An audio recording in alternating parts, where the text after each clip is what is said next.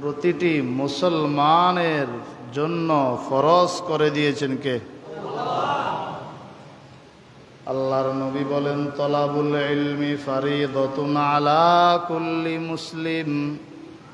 প্রত্যেক মুসলমানের উপরে ইলম তলব করা, জ্ঞান তলব করা, ধর্মীয় ইলম তলব করা, জ্ঞান তলব করা, এটা ফরজ।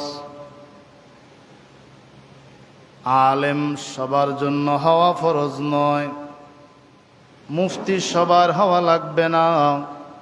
একদল আলেম হবে যথেষ্ট, একদল মুফতি হবে যথেষ্ট, একদল হাফেজ হবে যথেষ্ট। তবে প্রত্যেককে তার প্রয়োজনীয় ইলম জ্ঞান অর্জন করা ফরজ। জানা হলে একজন মানুষের নামাজ বিশুদ্ধ হয় না। জানা হলে একজন মানুষ বিয়ে করবে, বউর হক আদায় করবে না। এজন্য দারুল ইসলামের মাঝে, মুসলিম রাষ্ট্রে কিছু মাসালা আছে যেগুলো কেউ যদি বলে, হুজুর আমি তো জানি না, আল্লাহর সামনে দাঁড়ায়ও যদি বলে আমি তো জানি না, ওখানে ডান্ডার বাড়ি। জানলা না কেন? দুনিয়ার সব কাজ শিখছো, বুঝো, সব কাজের জন্য তুমি সময় পেয়েছ, এই দিন শিখার জন্য সময় পাও নাই, ডান্ডার বাড়ি। দারুল হারাব কাফির রাষ্ট্রের মাঝে অনেক সময় দিন শিখার জন্য তারা সুযোগ দেয় না। সেক্ষেত্রে কিছুটা অপারগতা মেনে নেওয়া হয়, কিন্তু দারুল ইসলামে সেটাকে মানার কোনো সুযোগ নাই। আপনি জানেন না বললে বেতের বাড়ি আল্লাহর দরবারে।